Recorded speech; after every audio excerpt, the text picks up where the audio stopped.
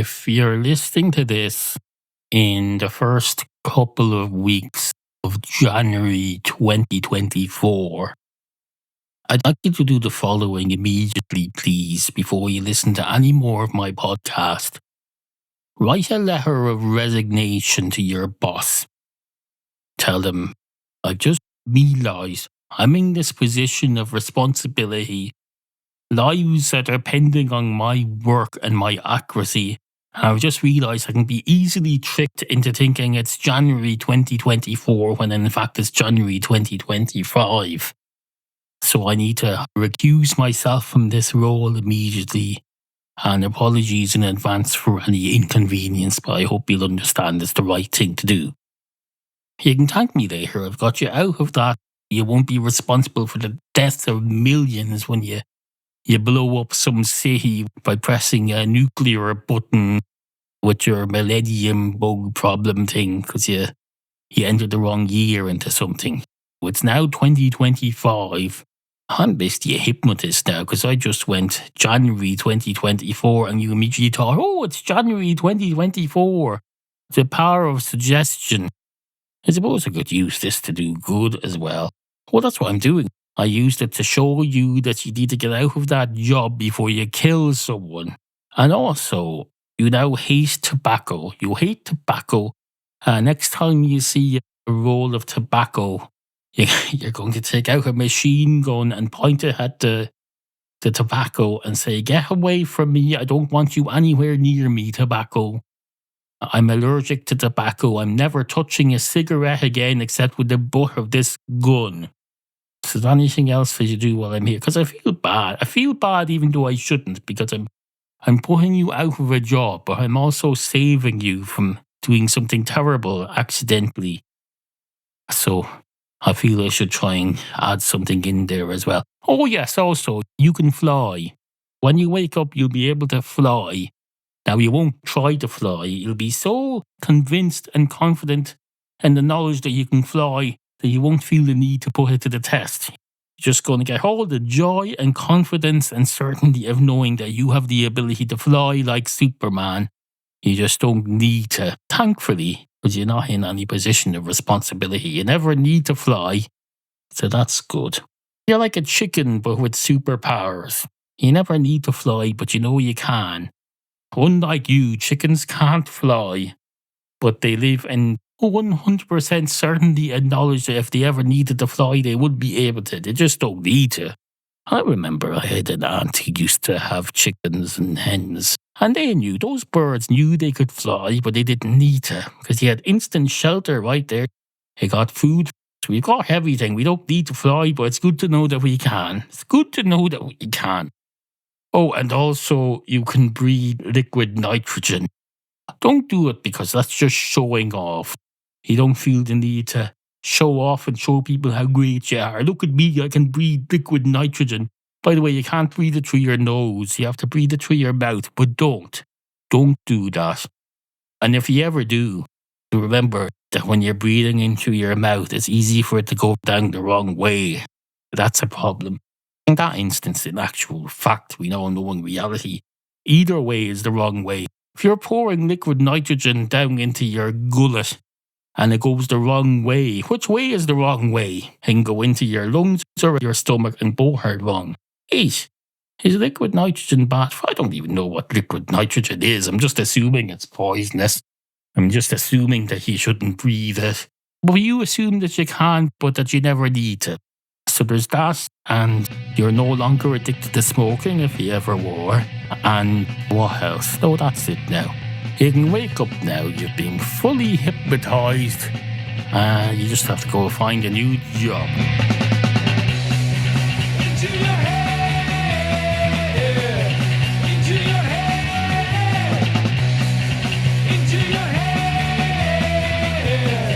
into your head, into your head. We've a lot to get on with today. Items that need to be attended to. Issues that need to be addressed. Topics. Oh, topics. We've got lots and lots of topics. We're positively booming to the seams with topics. We've got topics coming out of plaster. I cut my finger yesterday. In fact, I cut 2 fingers yesterday. And not intentionally, I was slicing some pork with the sharpest knife I've come across in many years. I had no idea knives could get this sharp. The pork I was chopping was already dead and cooked. It didn't need to be stabbed any further. I just wanted to slice it and make it presentable. I put it on people's plates and make it appetizing and make it look like I'd made my family a proper dinner instead of some crap. I'd got a pre-killed piece of pork. What they call a pork steak or something. Looks like a short snake, and it says, "This will feed 3 or 4 people." And you put it in the oven for an hour or so. It says, sprinkle a bit of oil on it and put some salt and pepper, and then cover it in tin foil for the first 15 minutes. Oh no, don't cover it with tin foil for the first 15 minutes. And then undo the not covering it with tin foil. In other words, put tin foil on after 15 minutes for the rest of the cooking time.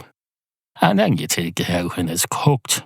And then it says, well, what it actually says is let it sit in the tin foil for 15 minutes or something in a warm place and then serve. But no, that's not what we're going to do here. I'm going to let it cool down, then slice it up and put it on plates, cover it with plastic stuff, label it and put it out for dinners for the next 2 days for everybody to put in the microwave whenever they fucking well want it. Because that's how you run a house. Anyway, the point is, I got out the knife. I knew it was sharper than most of the knives I use because most of the knives I use are intentionally not sharp. But you don't need a sharp knife all the time. We're not Dexter. That's what we're not. Have I discussed Dexter yet? I probably will. There's another segment where I discuss Dexter. You may not have heard it yet. I get out this knife. If my wife is listening to this, I didn't cut myself until after the first 4 slices, which I put on her plate, so that's fine. There's no blood in hers, which there honestly wasn't. If there was, I would still lie about it on here just to avoid worrying. Don't worry, you haven't accidentally ingested any of my blood. I haven't turned you into a vampire, nor would I want to. Don't go around turning your spouse into a vampire. Anyway, I cut off a few slices, and then I went, ow. I thought, wait a minute, I'm slicing a dead pig, it shouldn't hurt. Why is there an ow involved? And then I realised the ow was coming from me. It would be a bit weird, I suppose, otherwise. It would be helpful if, now that you mentioned it, maybe it does work like this. Maybe when you're slicing the meat of a dead animal, if it's not dead, maybe they have a system whereby in the very, very rare occasion where it turns out that it's not dead somehow, the nervous system of the dead animal can connect up with yours through your finger and make you go ow. And that's how you know, oh, you're hurting the pig, it must be still alive somehow. Maybe that is the case, just most of us never experience that. But no, in this case, I had cut my finger. I was going ow on my behalf. If I had looked down and I wasn't cut, and I'd gone ow, that's how I would have known I haven't cut myself. I've cut the meat and somehow there's some part of this meat's nervous system that's still alive and sensing pain in some way, and that's when I would know to stop. I suppose that makes sense. So no, I stopped cutting then, and then dealt with my injury. I thought, this poor pig is being sliced up and not said a word. But here I am, a little cut on the tip of my finger, and it didn't really bleed at all until later on when I was changing the cat litter. I'm trying out this new cat litter system. It had these nets.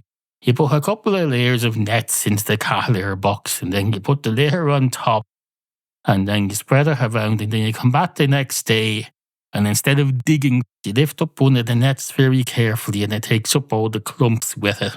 You shake that out. The stuff that you take out, you put that in the bin. It's less wasteful. Those nets, I think they're made of saws. I think they're made of tiny saws. They're certainly not made of any net material I know, because they opened up the cut in the tip of my finger and it bled. And it bled and it bled and it bled. 2 to 3 drops at least. I don't know. Luckily I had a bin handy that was already full of fecal matter, so adding a few drops of blood to it didn't really make any difference. I suppose the important thing is that I washed my hands afterwards. So there you go. What did I start this segment with? Oh yes, by the top I said topless coming out of this plaster. Well, there certainly are, aren't there? It's more than I thought. Oh, the plaster's coming off now, though. That little cut on the tip of my finger. That's a ridiculous place to cut yourself. It shouldn't be possible to do that. We have evolved fingers that have nails on one side.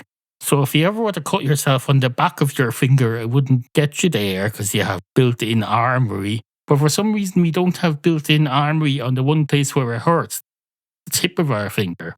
Why can't we grow the nails over the top of the finger and right around to the ball of the finger? That's what it should do. Otherwise, what's the point of these nails at all? They're not there to look pretty. You look at your cat's claws right now. I'll bet you if you look at your cat's claws, they go all the way around. They start in the fashion of where you might expect the fingernail to be. And they go outwards, and then they grow down. They bend 90 degrees and go down over the tip of the finger, or whatever you call it, the toe, or whatever it is. And then they bend another 90 degrees and go underneath their finger, or whatever it is. So it goes all the way around. Well, I presume it does anyway. I haven't examined my cat's claws very closely lately. That's my wife's job. Why are we growing armory in our fingers if it doesn't protect us from chopping a bit of our finger off while cutting up some dead pig? Anyway, the pork was absolutely fucking delicious. And not because of the blood. There was no blood in it. Well, might have been some in mine, I don't know. I don't think so, though. I don't think so. Almost certainly not. Now, I know what you're thinking there. You're thinking, I prefer steak. Well, firstly, you're not listening very well. I believe I told you at the beginning the piece of meat I was cooking was actually labelled pork steak. So officially it was steak. I presume if there's called pork steak on the label, I got it from a reputable retail chain. I assume they're legally allowed to call it that. But I know what you mean. You must prefer a bit of steak, as in a thing you slap onto some frying pan. It's a big flat thing. And you fry that up. And what you're probably thinking, because I've caused you to think about this, you're probably thinking, oh, he's talking about that pork with blood dripping on it. I'd love an underdone steak right now, without blood dripping onto it, but blood dripping out of it. That's the way I want it, because you prefer your blood dripping out of the steak rather than into it. You're such a weirdo. You heard me talking about a dead pig and about me bleeding onto it from my cut finger and then bleeding into the cat there, and that made you think of a steak. But no, I don't disagree. Steak is nice. The advantage with a steak, if you get it in the right size, you don't have to do all this carving. You get a knife. The purpose of the fork is to keep your other hand busy so you don't cut it. You put the fork in one hand, you dig the fork into the steak and you pretend that's doing something. All it's doing is keeping your hand occupied so that you don't cut it with your other hand that's holding the knife. And you're just distracting your hand from the knife so it doesn't get cut. That's a very clever design that some caveman came up with millions and millions and millions of years ago, possibly before they even invented chopsticks. I don't know. While chopsticks themselves are less sophisticated than metal cutlery, whoever is using those unsophisticated chopsticks is sophisticated because they have to acquire the skill to use those sticks to do the same things that we do with our knives and forks. It all balances out. That's what it does. So you have your hand on the fork and you have your knife in the other hand, and then you cut away at the bit of steak. I probably should have done that with the pork. That's what I was doing wrong, using my hand instead of a fork. Like I'm carving a bit of pork in a McDonald's. That's what you do with that. You do it with your hands. Of course, if it was in a McDonald's, you wouldn't even have the knife. How would you carve a piece of pork in a McDonald's? It'd probably come in the form of a sausage patty, and they're only available until 10:30 in the morning. They're not really that nice, are they? I had one yesterday, or did I? No. I was in a McDonald's yesterday morning in Grafton Street in Dublin. I'm not entirely sure what I got because I used the self-service and they redesigned it in recent months, and it's harder and harder for me to see, so some of the times I'm guessing now.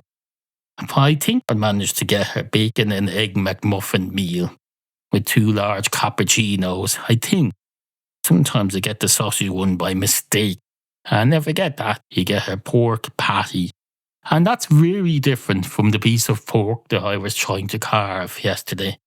And when you get that, if you want to have a knife with that at all, you can't just get the sausage McMuffin meal. You'd have to get I think you'd have to go nuts and get the pancake and sausage meal. Now, I say go nuts, not really all that nuts. It's the same thing, except instead of getting the sausage McMuffin, you're getting a couple of pancakes and a sausage patty.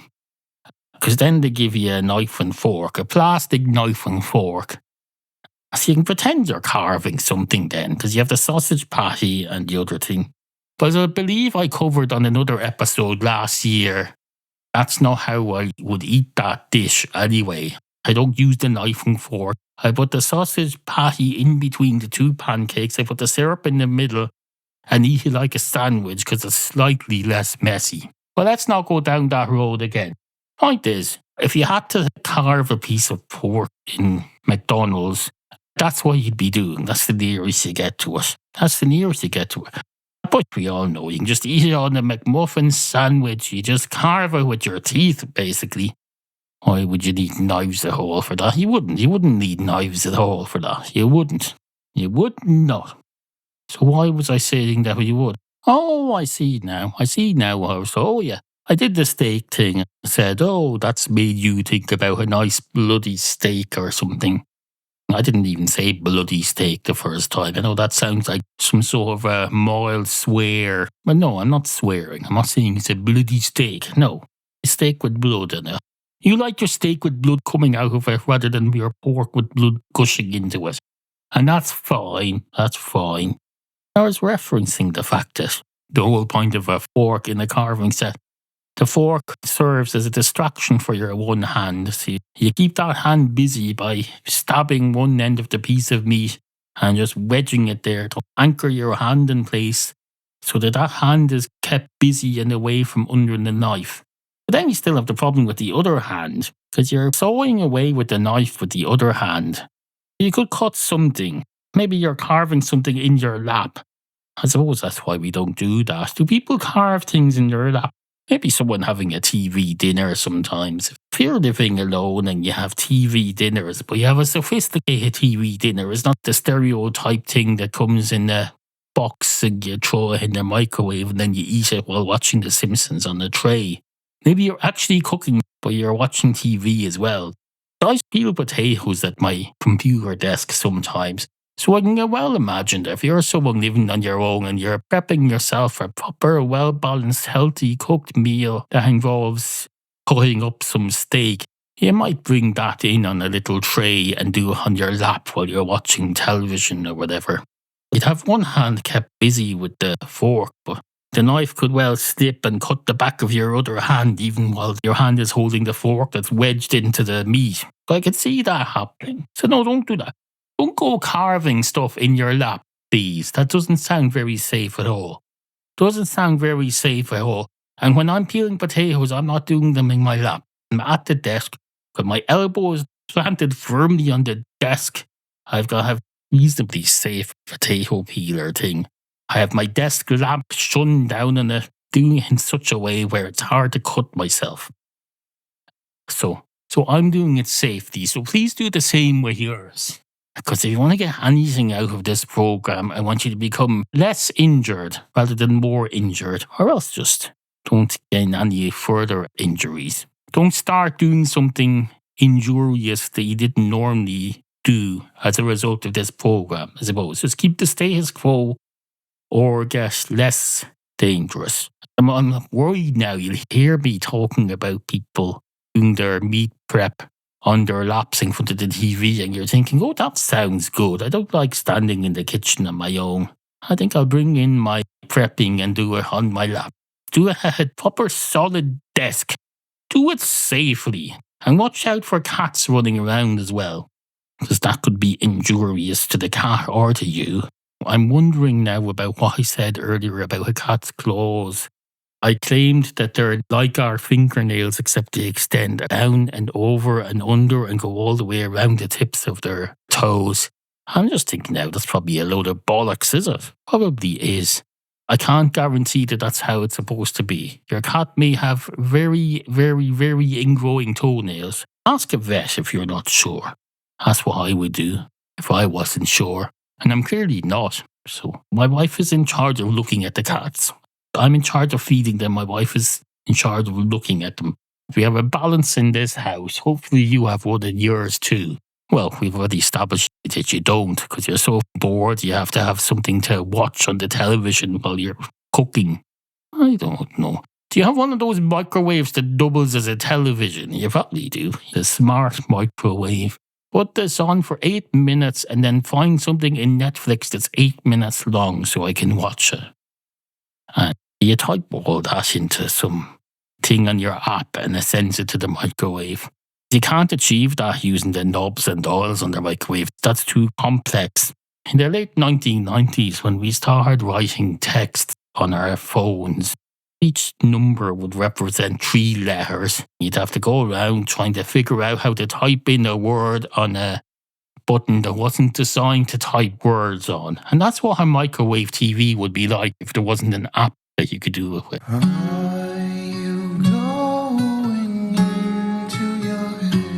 Once upon a time, there was a dog. A dog. A dog. A dog. A dog. A dog. A dog. Basically a dog. Now, if you're relatively new to this podcast, you'll probably be wondering what that's all about. Well, I think it's self-explanatory. I was talking about a dog. I said dog several times. I said dog. A dog. A dog. A dog. Because that's not clear enough. I don't know how to help you exactly. But if you've been listening a while, you're probably wondering, wait a minute. Doesn't he usually go, once upon a time there was a dog? A dog. A dog. Well, yes, but you're probably about 3 episodes behind. I announced 3 or 4 weeks ago that I think I've grown out of that. So I'm just going now, once upon a time there was a dog. A dog. Because I'm growing up. Because that's just stupid. It's probably endangering my mouth as well. Making noises like that with your... No, you can't be doing that.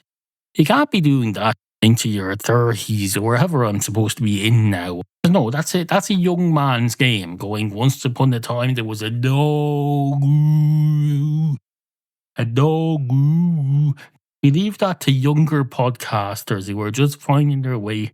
Anyone else wants to do the dog thing, go ahead. Just make sure you attribute and reference me. Credit me. Don't just steal my thing of going, once upon a time there was a dog.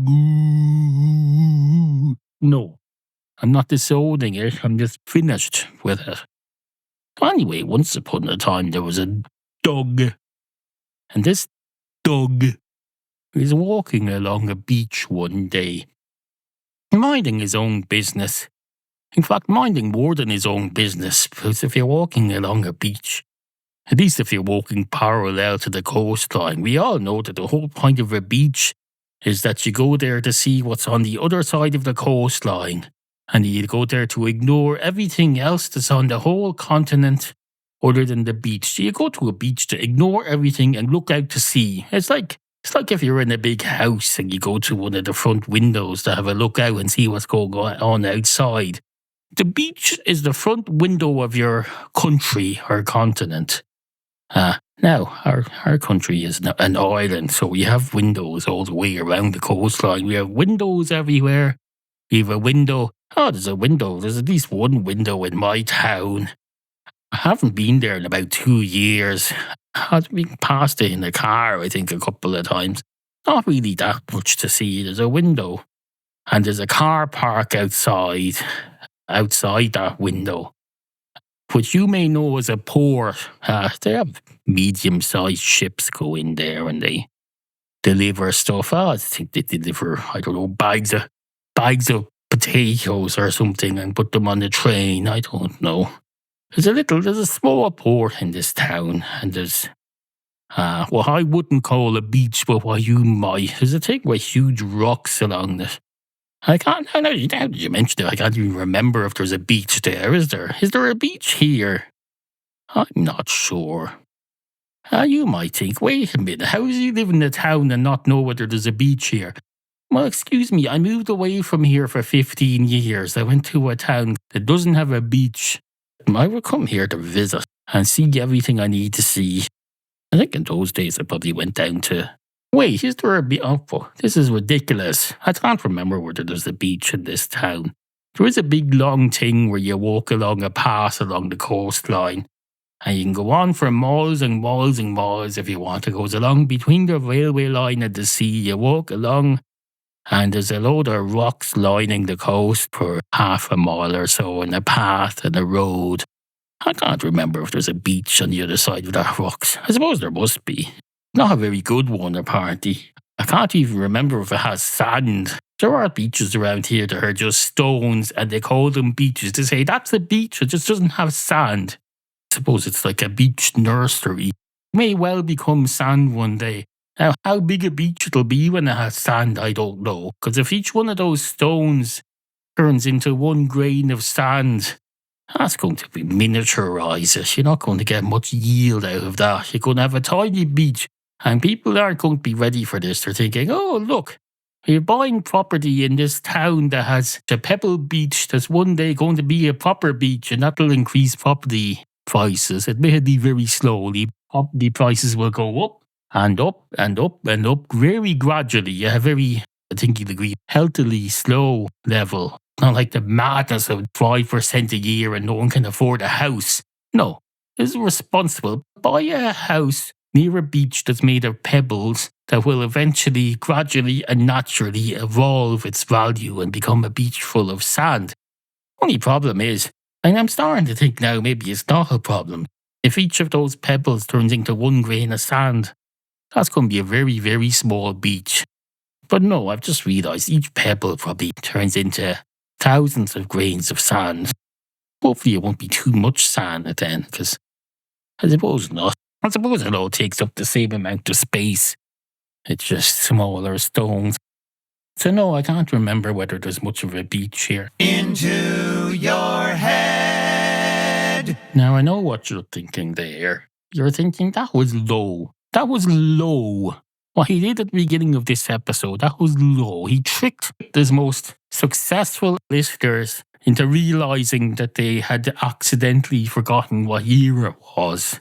And then he told them to go and resign from their job. That was extremely irresponsible. Well, please explain how. Please explain how. It was a test, and if you failed it, I'm doing you a favour.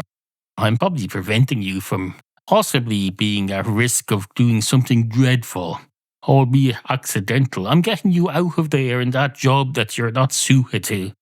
You'll thank me someday. You'll say, oh, thank Christ he got me out of that. Because the fella who replaced me was a right idiot, and he ended up blowing up a whole city because he put the wrong date on something, because he forgot it was January of a new year. Someone casually whispered into his ear that it was January 2024, and in fact it was January 2025. It was like the millennium bug, but with nuclear stuff. Thank Christ I wasn't there for that. Unfortunately, I still lived in the same city, so I'm dead now. Well, at least I'm not responsible for it. If the choice was be Hitler or be one of Hitler's victims, knowing what we know today, suddenly we're back in the 1930s. Someone goes, hello, you can be Hitler or you can be one of his victims. You wouldn't go, wait a minute, you mean I have to do everything he did, or can I do it differently? And when you say be one of his victims, does that mean I can escape or what? And of course, they'll say to that, excuse me, are you really pondering whether or not you should choose to be Hitler? Is that really a choice for you? You're pondering actually taking on the Hitler role? You arsehole. You fucking arsehole. Tell you what, you don't have the choice now. You're going to be Hitler now. That's what they do to you. They'll say, you be Hitler now. You've forfeited the right to have a choice now. You be Hitler. You might as well be. You're as evil as him. So you're Hitler now in this thing. Of course, this is all hypothetical, so it doesn't really matter, I suppose. It will matter if we ever invent time machines, plus whatever further technology you need to insert yourself into Hitler and take over his role somehow, I suppose. I suppose when that time comes, we'll need to have thought about it as a society. The same way we have to think about what we're going to do when robots start becoming self-aware, and then they start becoming aware of us, and then we start becoming aware of them. And then we evolve so much because we're going to have plenty of time to evolve when the robots are doing all the work. So we'll probably evolve into something else. We'll evolve into... What do you evolve into when you don't have to work anymore because the robots are doing everything? Maybe your arse evolves into a built-in hammock, I suppose. I don't know. I'm not really a biologist. So, and wait, that's Hitler for you. He's a terrible man. And if you go back and be Hitler, you're going to be a terrible man too, or a woman. So don't do that.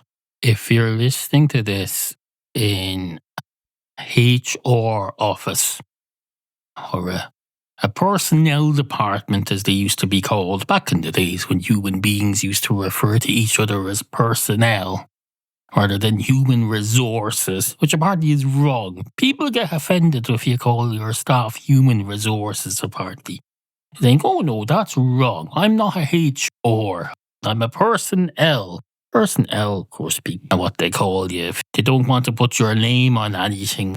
So they call you personnel. Nowadays, they give you a fake name.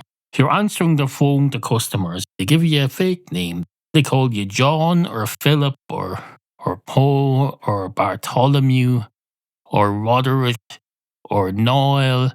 They probably have women's names as well that they use. Because the customer doesn't need to know your human resources' actual natural name.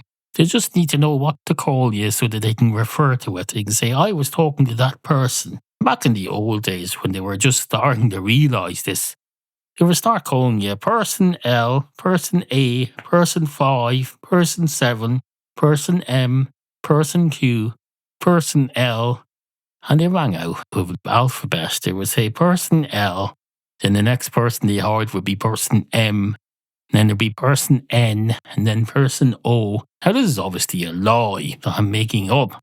The point is, I remember back in the old days, before all you young people were born, most of you were born around the year 2000, probably. That's when everyone was born. I started my first job in 1999. And no one would ring looking for me. I wasn't important, so I didn't need to be allocated a letter or a name or anything. Which is just as well, it just occurred to me. That office had 27 or 28 people working in it. The alphabet would have been just too small for that office.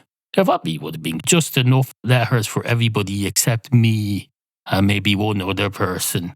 But the other person would have been more assertive, so they'd have got allocated a semicolon or something. I suppose that could have happened. When I started working, people would ring up offices and they'd say, who am I speaking to, please? And you'd be expected to say your name. And you'd be very reluctant. You say, oh yes, just ask for anyone here. And then eventually they get your name out of you. They trick you into saying who you were. But nowadays the world has changed. You don't do that anymore. That's not a thing.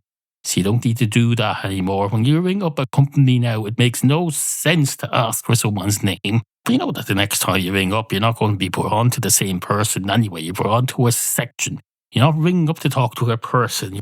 You ring to talk to a role. You're there to talk to a desk. Different person can be on that desk every day. It doesn't matter. You're not ringing up there to make friends. You're ringing up there to interact with an institution or company. If you're ringing up there to talk to the same person every day, you need to go join the club or something. That's not what it's for. You're not some sort of stalker ringing up to get to know people in the company either. So no, if you're ringing up a company nowadays in 2025 and asking, what's the name of the person I'm talking to, please? I want your name, your full name. You're a weirdo. Don't do that.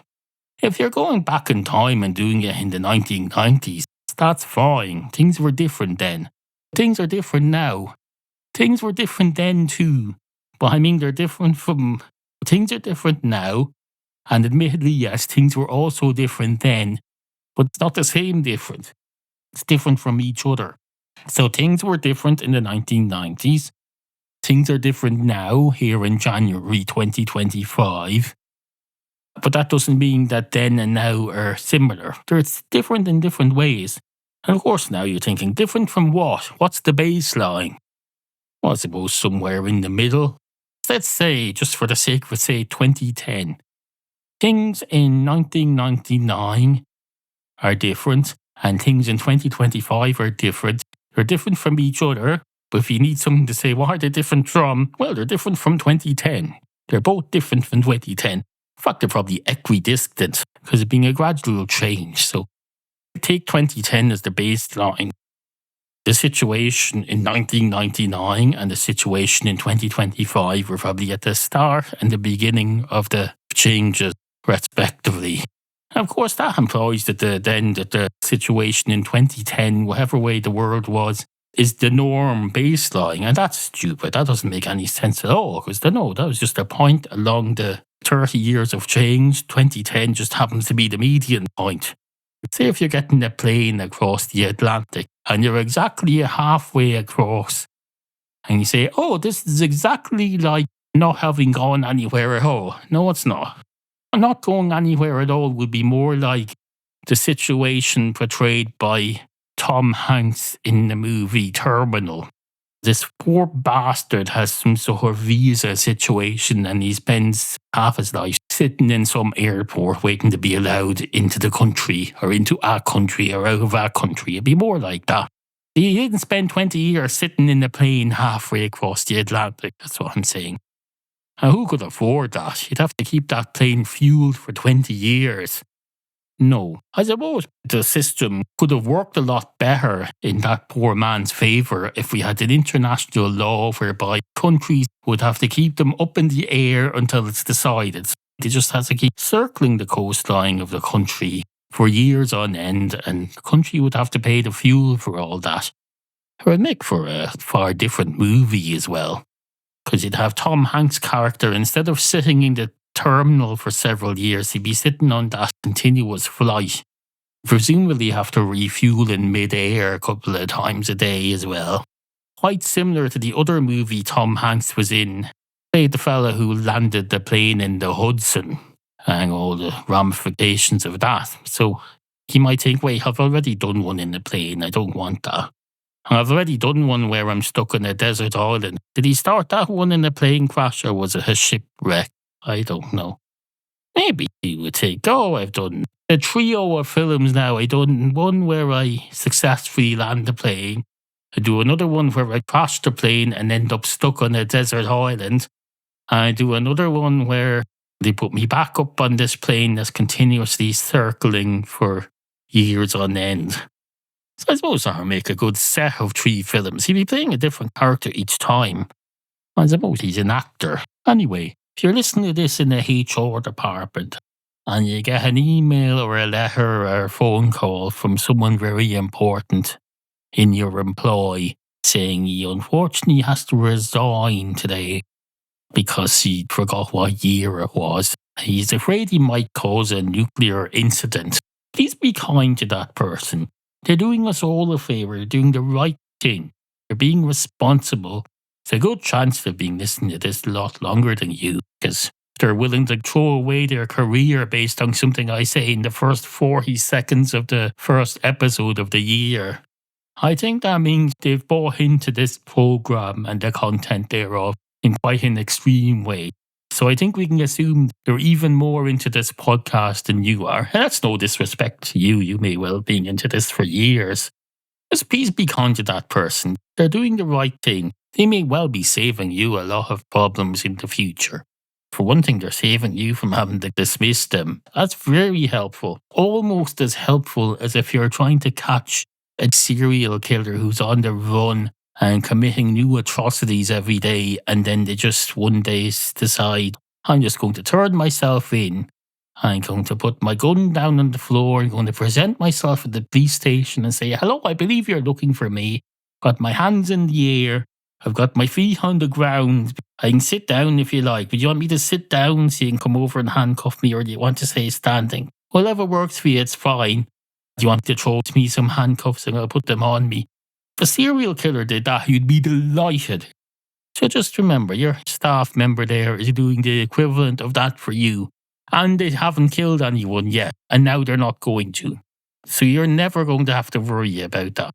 And not only that, they're a listener of this program, so you already have something in common. So just be kind to them. Be Kind, Rewind. There was a movie, I believe, called Be Kind, Rewind. Was there something about a video shop? I remember there was one that you could actually rent a video player. You'd rent the machine and 2 movies as part of a package.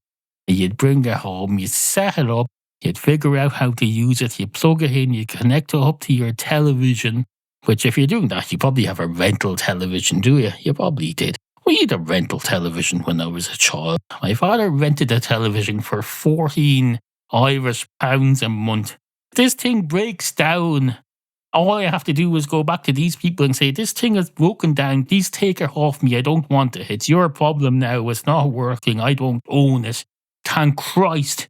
Because if I did own this television outright, God knows what I'd have to do. I'd probably have to find a manufacturer. In those days, it was usually Philips. Somewhere on the continent, you have to get on a car ferry over to England. And then you have to get another car ferry over to France or somewhere because the Channel Tunnel wasn't built yet. You have to drive halfway across Europe, cross several borders with this faulty television. So if some well-meaning security official at some border said, "Sir, would you please switch on this television so I can make sure it's genuinely a television and not a bomb?" You couldn't do that because it wouldn't be working. And then you'd go all the way back through all the borders, back across the English Channel, drive up to Wales or some hellhole to get a ferry back over to Dublin or Dunleary or Rosslare, and then drive back to your house, and you still have this television that you own and that you're responsible for. And of course, in those days, you were allowed to just put your old TV in the bin if it fit. You put them in the bin, and if it didn't fit in the bin, you could get a bigger bin. The bin could be anything. The bin could be a coal bunker, big metal thing about the size of a large chest freezer. You could use that as a bin. The bin man would pick it up on their shoulders and then make a determination as to whether or not the container was a bin or part of the rubbish. Because it wasn't obvious. They put out a wheelie bin nowadays of standard size and design. They just tip the contents of that into the lorry. But in those days, everything you put out, any item that you put out that was a container, could be considered a bin, or it could be an old container that you're throwing away. Big position of responsibility for the local authority refuse collecting men then, because you had to decide, wait, is this a bin? Is he throwing out this bin? Because I've seen this bin before. He's put it out every week for 5 years. But then he didn't put it out for a few weeks. And now it's just appeared out beside his new wheelie bin. What have you got wrong? That's a problem. That was a problem in those days anyway. So thank your lucky stars. If you're going around collecting bins nowadays, thank your lucky stars. It's not like your ancestors. All you have to worry about now is that they're counting every move you make. They've got some time and motion expert who makes sure that when you're going around collecting my shit from outside my house, every move you make, you have to be running or jogging. Do not stop and pause and breathe. They want you running every inch. They want you moving so fast that you dodge the raindrops. They find some way to make your job harder, even when they fix all the old stuff.